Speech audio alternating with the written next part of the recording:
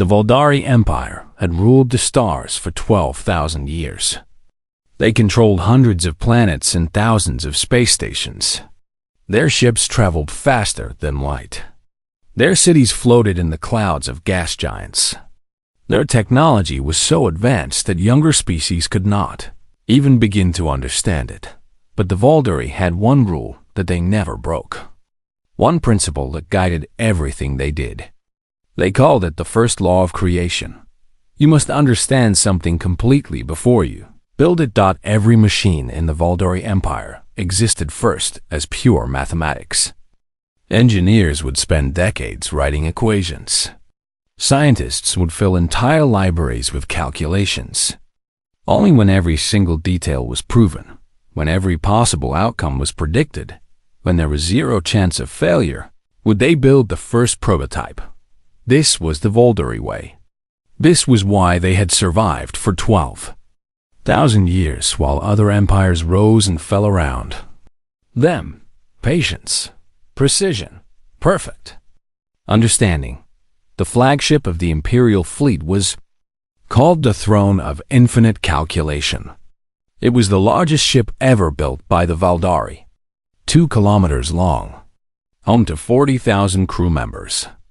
Its quantum-fold drive could carry it across the galaxy in mere hours.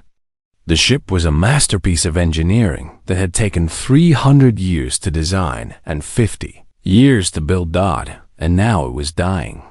The ship had been exploring uncharted space when the accident happened. A microasteroid, no bigger than a grain of sand, had slipped through the shields.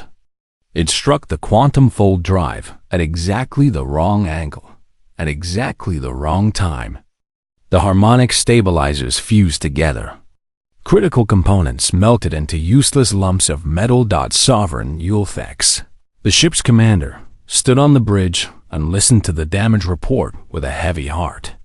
He was an old soldier who had seen many battles, but he had never felt fear like this. How long until the life support fails? He asked. 3 months, replied his second-in-command. Maybe 4 if we reduce power consumption. And how long until rescue can reach us? The nearest shipyard is 5 months away. They cannot build replacement parts faster than that.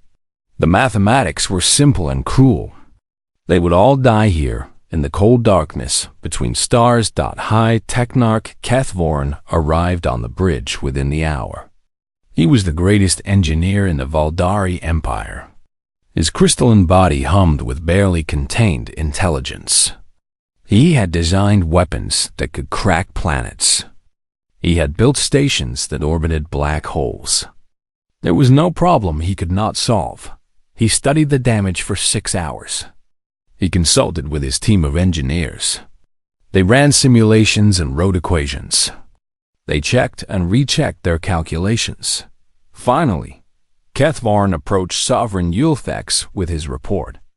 "The damage cannot be repaired," he said. His voice was flat and emotionless, as Valdari voices always were. But Ulthex could see the defeat in his eyes. "We do not have the materials. We do not have the tools. The quantum fold drive operates on principles that require exact specifications. There is no alternative solution." Ulthex closed his eyes. 40,000 lives. His responsibility. His failure. The engineers continued to argue among themselves. They proposed ideas and shot them down. They drew diagrams and tore them up. Hours passed. Nothing changed. Most of the crew did not notice the human woman standing quietly in the corner of the engineering bay. Her name was Maya Chen. She was 34 years old. Born on Earth, raised on a colony ship. She had joined the Valdari flagship as part of a cultural exchange program. The Valdari called her an observer. In truth, they mostly ignored her. Humans were new to the galactic stage. They had only discovered faster-than-light travel 200 years ago. Their technology was primitive compared to the great empires. They were like children stumbling into a room full of adults. Maya had spent the last year watching the Valdari work. She found them fascinating. They were brilliant beyond measure. Their understanding of physics and mathematics made human science look like cave paintings. But there was something strange about them too. Something she could not quite name. They never guessed. They never experimented. They never tried something just to see what would happen. Maya had been listening to the engineers argue for 6 hours. She understood maybe one word in 10. The science was far beyond her. But she had been an engineer herself, back on Earth. She had fixed broken machines her whole life. Ships and stations and colonies that could not afford new parts. She had learned to make things work with whatever she had. She walked closer to the quantum fold drive. The Valdari engineers ignored her. She was just a human observer. What could she possibly contribute? Maya pressed her hand against the hull of the damaged drive. She closed her eyes and listened. The metal vibrated softly against her palm. She could feel the broken harmonics, the imbalanced frequencies. She did not understand the science, but she understood machines. She had always understood machines. An idea began to form in her mind. "I can fix it," she said. The engineering bay went silent. Every Valdari stopped what they were doing and turned to look at her. High Technarch Kethvoran stepped forward. His crystalline face showed something that might have been amusement, or perhaps pity. "Human," he said. "You do not even understand how this drive works. Your species discovered quantum mechanics only 3 centuries ago. You cannot possibly repair technology that took us 800 years to develop." "Maybe," Maya said. "But I can try. Try." Kethvoran repeated the word as if he had never heard it before. "You cannot try. You must know. You must understand. That is the only way." Maya shrugged. "Where I come from, we try things all the time. Sometimes they work. Sometimes they do not. But we always try." The Valdari engineers exchanged glances. This was madness. This was against everything they believed. You could not just try to fix a quantum fold drive. You needed complete understanding. You needed perfect calculations. You needed certainty. Sovereign Yulthek stepped forward. He was old enough to remember a time before the Valdari had conquered their fear of failure. Old enough to remember when his people had been young and desperate and willing to take risks. "Let her try," he said. Kethvoran turned to him in shock. "Sovereign, this is highly irregular. The risk of further damage is—" "We are already dead," Yulthex interrupted. "In 3 months, every person on this ship will be a frozen corpse. The human cannot make our situation worse." He looked at Maya-chan with ancient, tired eyes. "Do what you can, human. We have nothing left to lose." Maya nodded. She rolled up her sleeves and got to work. She had no idea if her plan would work. She did not even have a complete plan. But that had never stopped her before. Maya-chan stood before the broken quantum fold drive and took a deep breath. The machine towered above her, a massive cylinder of metal and crystal that hummed with dying energy. Dozens of Valdari engineers watched her from a safe distance. Their eyes were filled with doubt and curiosity. She had no tools designed for this work. She had no schematics or blueprints. She did not even fully understand what she was looking at. But Maya had fixed broken things her entire life. On the colony ship where she grew up, spare parts were rare and precious. You learned to make do with what you had. You learned to listen to machines and feel their problems. "I need materials," she announced. "Show me what spare parts you have on this ship." High Technarch Kethvoran waved his hand dismissively. "We have already checked our supplies. Nothing matches the specifications required for the quantum fold drive." "That is fine," Maya said. "I do not need matching specifications. I just need parts. The Valdari engineers looked at each other in confusion. Parts that did not match specifications? What could she possibly do with those? But Sovereign Yulthex had given his order. They led Maya to the storage bays and showed her everything they had. Maya spent 3 hours walking through the ship, collecting seemingly random items. She took a heating coil from the galley kitchen. She pulled copper wiring from a broken entertainment console. She found a magnetic clamp in the cargo bay and several glass tubes in the medical wing. She gathered scraps of metal, pieces of cable, and a small motor from a cleaning robot. The engineers followed her and took notes. They could not understand her choices. None of these items had anything to do with quantum fold technology. The heating coil operated on completely different principles. The copper wiring was designed for simple electrical current, not quantum energy. The magnetic clamp was from a cargo loader made by a species that had gone extinct thousands of years ago. Human. Kethvorin finally spoke up. These components are not compatible with the drive. The heating coil alone operates at frequencies that would cause immediate interference with the harmonic stabilizers. I know, Maya said cheerfully. That is why I'm going to use it. That makes no sense. It will, maybe, hopefully. She returned to the engineering bay with her collection of junk. The Valdari engineers gathered around to watch. They expected to witness a disaster. At least it would be an educational one. Maya did something that shocked them all. She pressed her ear against the quantum fold drive and closed her eyes. She stayed like that for almost an hour, just listening. What is she doing? Whispered one young engineer. I do not know, replied another. Perhaps this is some human religious ritual. Kethvorin said nothing. He was watching Maya's face. Her expression was one of deep concentration. She was not praying. She was thinking. But thinking about what? Finally, Maya opened her eyes. She picked up a welding tool and began to work. What followed was the most disturbing 12 hours that any Valdari engineer had ever experienced. Maya did not follow any logical pattern. She welded the heating coil to a section of the drive that handled energy output. According to every calculation, they should have caused an immediate explosion. Instead, the drive's temperature reading stabilized for the first time since the accident. She took the copper wiring and wrapped it around a section of crystal in a pattern that looked almost random. But the crystal began to glow with a soft blue light. Energy was flowing through it again.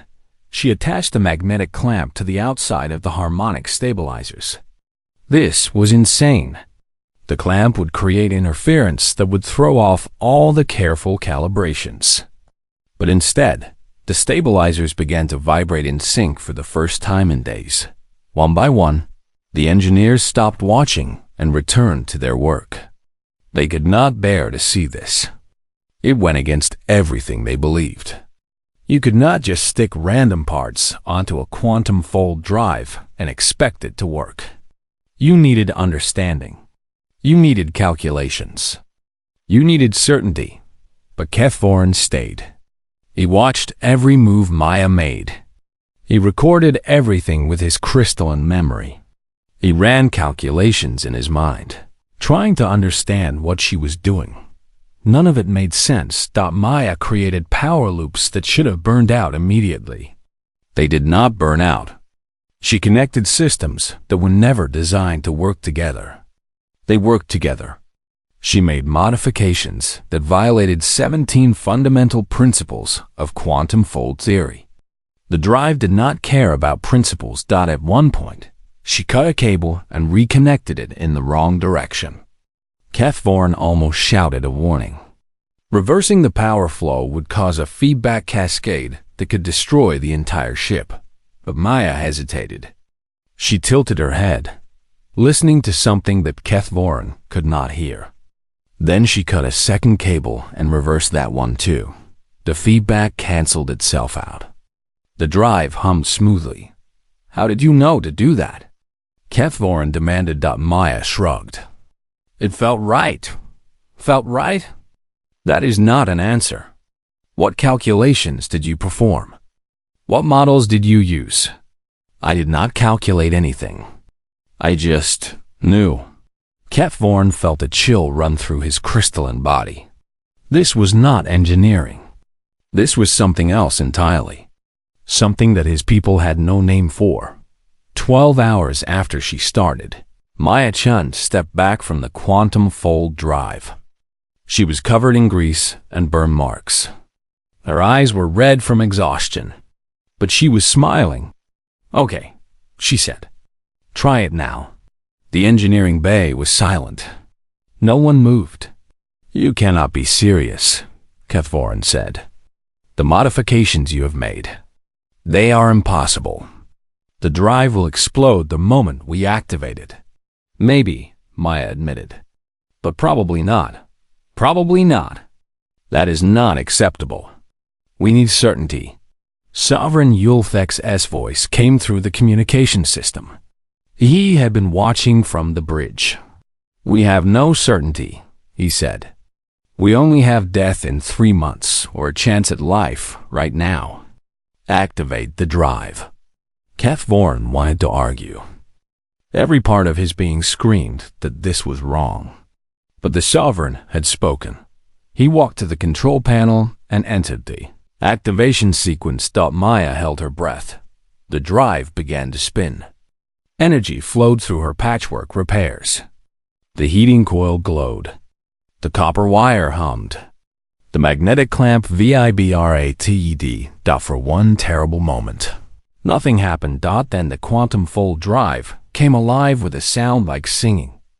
Pure and clear and perfect. The readings on Kethvorin's console showed full functionality. Better than full functionality. The drive was operating at 103.7% efficiency. It worked. Somehow, impossibly, it worked. Maya let out her breath and laughed. See? I told you it would probably work. Kethvorin stared at his console. He ran the diagnostics again. And again. The results were the same every time. The drive was functioning perfectly. And he had absolutely no idea why. The throne of infinite calculation folded through quantum space like a knife through water. The journey that should have taken months was completed in hours. The ship arrived at the nearest Valdari space station without a single problem. The 40,000 crew members who had expected to die were now safe. The station erupted in celebration when the flagship appeared. Rescue ships had already been sent. Search parties had been organized. The entire sector had been preparing for the worst. Now, suddenly, impossibly, the crisis was over. But while the crew celebrated, High Technoc, Kethvorin, locked himself in his quarters and began to study. He reviewed his recordings of Maya Chun's repairs. He examined every cut, every weld, every connection she had made. He built computer models and ran simulations. He consulted the greatest engineering databases in the Valdari Empire. 3 days later, he emerged looking like a ghost. The repair should not work, he told Sovereign Yulthex. His voice trembled slightly. I have studied them from every angle. I have consulted with the finest minds on this station. We all agree. The modifications that human made violate fundamental principles of quantum mechanics. The drive should have exploded the moment we activated it. But it did not explode, Yulthex pointed out. No, it did not. That is the problem. Yulthex frowned. I do not understand. We are alive. The ship is repaired. How is this a problem? Kethvorin sat down heavily. For the first time in his long life, he looked truly lost. In 12,000 years of Valdari civilization, we have never encountered something we could not explain. Every phenomenon has a cause. Every effect has a reason. Our entire society is built on the principle of understanding. We do not act until we know why something works. He pointed at the recording still floating in the air above his console. This human built something that works. But there's no reason why it should work. The heating coil she installed should create interference patterns that destroy the harmonic stabilizers. Instead, it stabilizes them. The copper wiring should burn out in seconds. Instead, it carries quantum energy more efficiently than our own materials. Every single modification she made should have caused catastrophic failure. Every single one works perfectly. The Ulthex was silent for a long moment. He had commanded ships for 300 years. He had seen many strange things in the vastness of space. But this was different. This touched something deeper. Perhaps there are principles we do not yet understand, he suggested. Hidden laws of physics that the human accidentally discovered. I considered that possibility. My team has been searching for any pattern, any underlying logic that could explain her repairs. We found nothing. It is not that she discovered something we missed. It is that her solution exists outside of logic entirely. The news spread through the station within hours. Engineers who had not been on the flagship came to study Maya's repairs. Scientists arrived from nearby systems. Scholars sent questions through faster-than-light communication. Maya found herself surrounded by Valdari who wanted to understand what she had done. They asked her thousands of questions. They recorded her every word. They analyzed her brain patterns and measured her vital signs. How did you know to connect the heating coil to the energy output? They asked. It felt warm there, Maya replied. The drive was too cold in that spot. It needed heat. But quantum fold drives do not operate on thermal principles. Temperature should be irrelevant. I know, but it felt right. The Valdari had no concept of felt right. Their language did not even have a proper translation for the phrase. They could say mathematically correct or logically sound or properly calculated, but they could not say felt right. Maya tried to explain. She talked about intuition, about gut feelings, about the strange knowing that came from years of experience. She described how human engineers often worked without complete understanding. How they tried things and learned from failure. How they trusted their instincts, even when logic said otherwise. The Valdari listened carefully. They recorded every word. But they did not understand. One young scientist named Valthara spent an entire week studying Maya. She observed the human's daily routines. She watched her eat, sleep, exercise, and work. She interviewed her about her childhood, her training, her experiences. At the end of the week, Valthara submitted her report to the High Council. The human does not think like us, she wrote. When we encounter a problem, we analyze it. We break it into components. We study each component until we understand it completely. Only then do we act. The human does something different. She looks at the whole problem at once. She does not analyze. She feels. Somehow, her brain processes information in ways that bypass conscious understanding. She arrives at solutions without knowing how she arrived at them. This is not magic. It is not supernatural. It is simply a different way of thinking. A way that we Valdari lost long ago, if we ever had it at all. I do not know if we can learn to think this way, but I believe we must try. Because if humans can solve problems that our greatest minds cannot even comprehend, then we are no longer the most advanced species in the galaxy. We are merely the most careful. The report caused a sensation. Some Valdari refused to believe it. They insisted that Maya must have hidden knowledge, secret calculations that she was not sharing. They demanded more tests, more analysis, more investigation. But others were beginning to see the truth. Maya-chan had not discovered any hidden principles.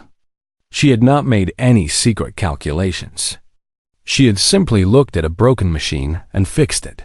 The same way humans had been fixing things for thousands of years, that with instinct, with intuition, with the courage to try something, even when you did not know if it would work.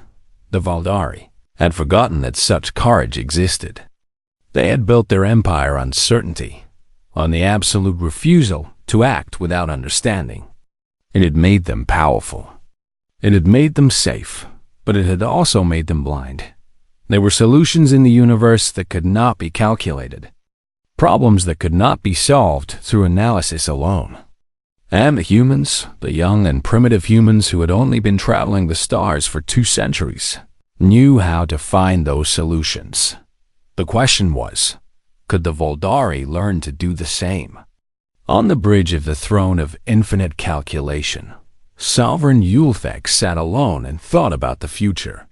The quantum fold drive hummed beneath him, running perfectly on repairs that should have been impossible. He had served the Empire for 300 years. He had believed that understanding was the only path to truth. Now he was not so sure. Perhaps there were other paths. Stranger paths. Paths that required not knowledge, but faith. He looked out at the stars and wondered what else the humans might teach them. The message reached the Imperial Throne World in 7 days. It was marked as highest priority. It carried the personal seal of Sovereign Yulthek, and it contained information that would shake the foundations of Valdari civilization. The Emperor of the Valdari was ancient beyond measure. He had ruled for 6,000 years. His body had been replaced 17 times as technology improved. His mind had been expanded with quantum processors and crystalline memory banks. He had witnessed the rise and fall of 100 lesser empires. He had seen species evolve and species go extinct. Nothing surprised him anymore, until now. He read the report 3 times. Then he summoned his High Council. The council chamber was the largest room on the throne world. It could hold 10,000 Voldari. The ceiling was so high that clouds sometimes formed inside. The walls were covered with the names of every great achievement in Voldari history, written in letters of pure light. Today, only 12 beings sat in the chamber. The 12 greatest minds in the Empire: scientists, philosophers, engineers, historians. They represented the combined wisdom of 12,000 years of civilization. The Emperor shared the report with them. He showed them the recordings of Maya-chan's repairs. He let them study the data and discuss among themselves. The discussion lasted for 3 days. At the end of the 3rd day, High Scientist Mormveth rose to deliver the council's conclusions. She was the oldest member of the council, older even than the Emperor in some ways. Her crystalline body had been rebuilt so many times that nothing remained of her original form. Only her mind endured, vast and brilliant and tired. "We have studied the humans' repairs," she began. Her voice echoed through the empty chamber. "We have analyzed every component, every connection, every modification.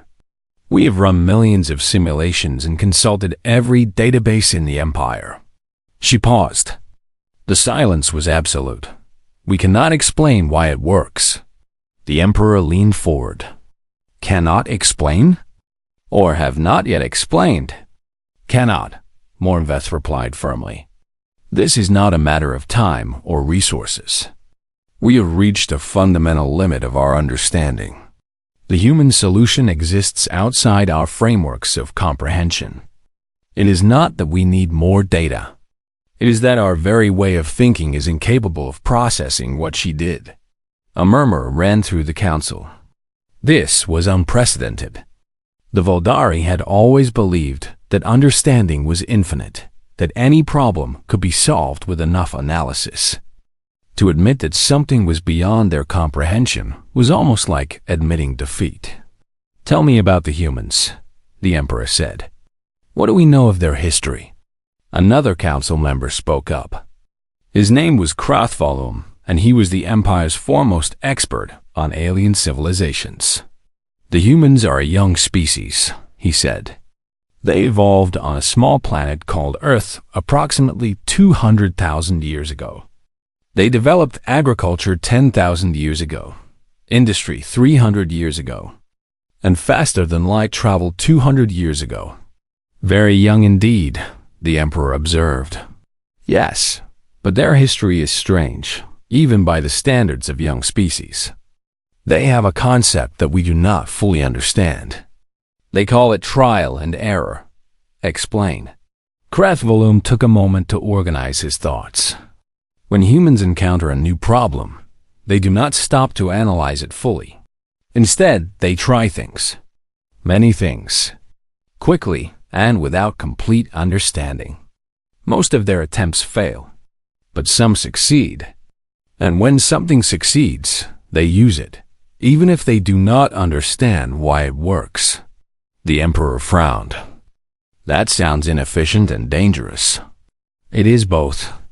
Humans have killed themselves many times through this approach. Their history is filled with disasters caused by acting without understanding.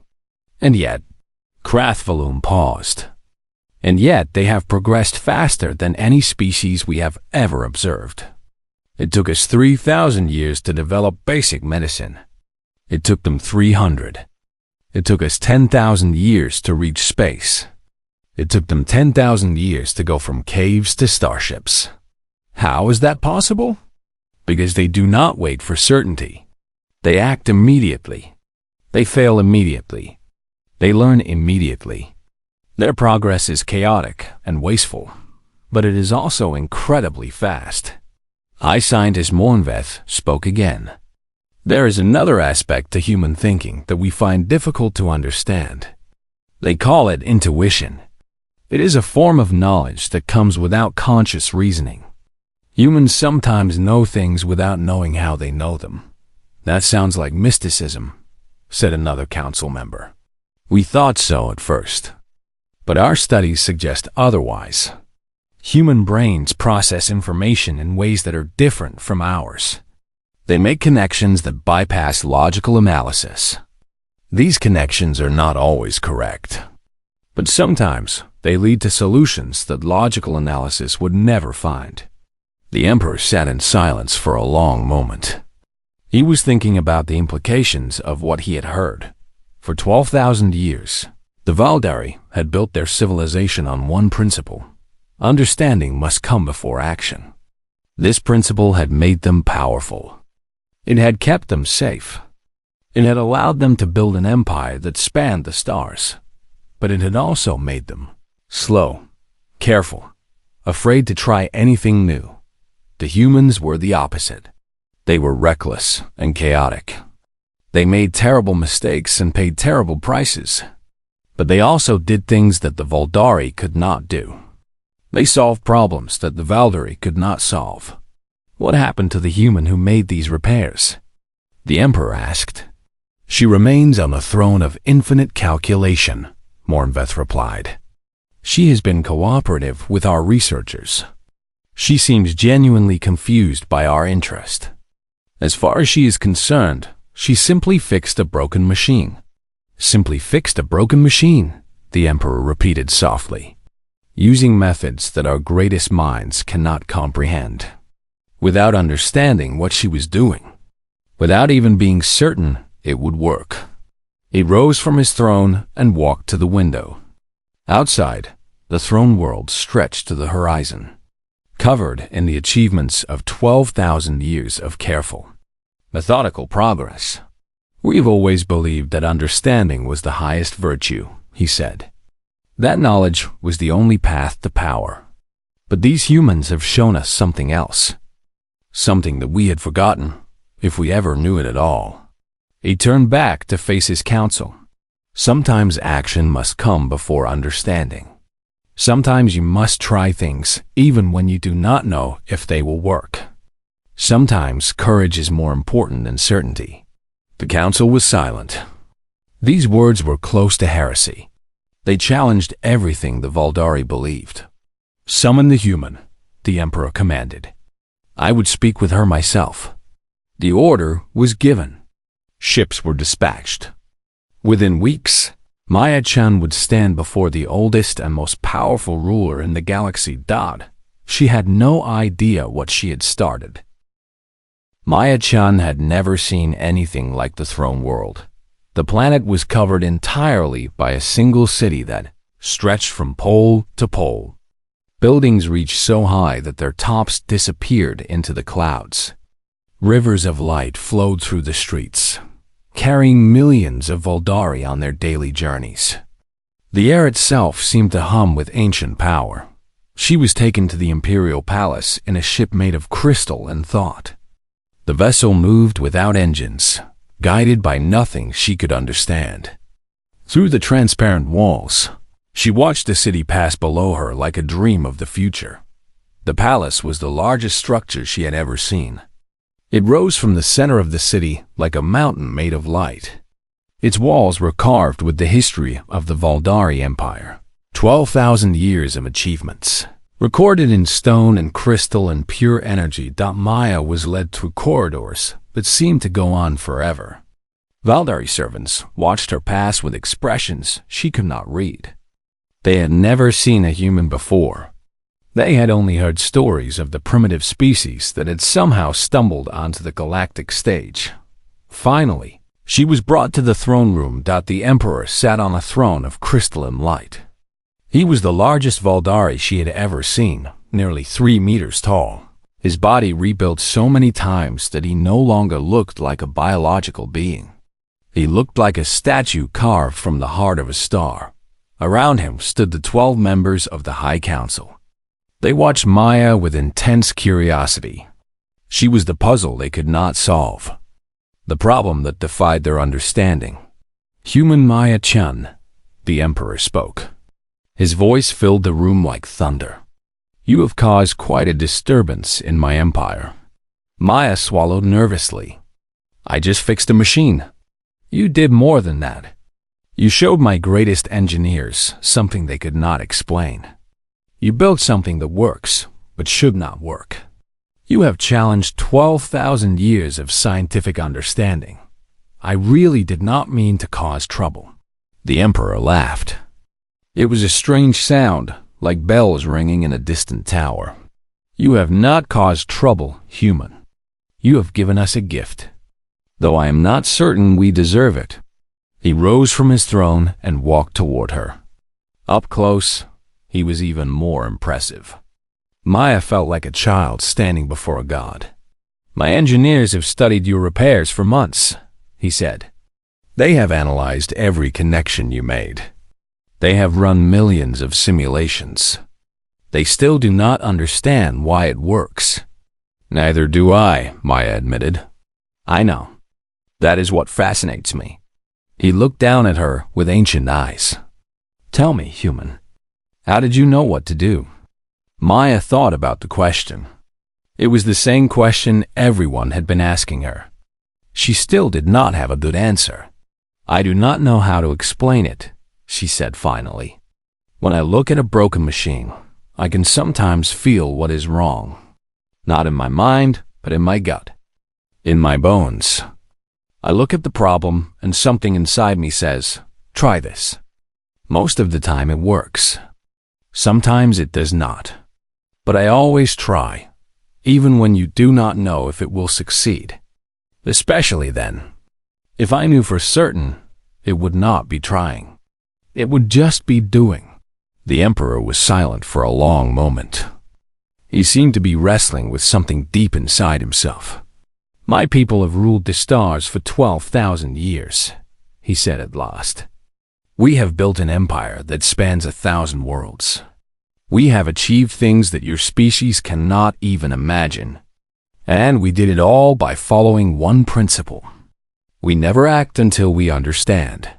He turned and walked to a window that looked out over the endless city. "But I am beginning to wonder if we have lost something important. My people do not take risks anymore. We do not try new things. We do not experiment with the unknown. We analyze and calculate and plan, and we never act until we are certain of success." He turned back to face her. "Your species is different. You are reckless and chaotic. You make terrible mistakes. You fail constantly. But you also succeed in ways that we cannot comprehend. You find solutions that our most brilliant minds could never discover. You do impossible things every day. Maya did not know what to say. She had never thought of humanity as special. They were just people doing what people did, trying, failing, trying again. I do not think we are smarter than you, she said carefully. You're scientists to understand things that we will not figure out for thousands of years. Your technology makes ours look like toys. Perhaps, the Emperor agreed. But intelligence is not everything. Sometimes, what matters is courage. The courage to act without certainty. The courage to try things that might fail. The courage to trust your instincts even when logic says you are wrong. He made a gesture, and a small platform rose from the floor. On it sat Maya's original repairs, carefully preserved for study.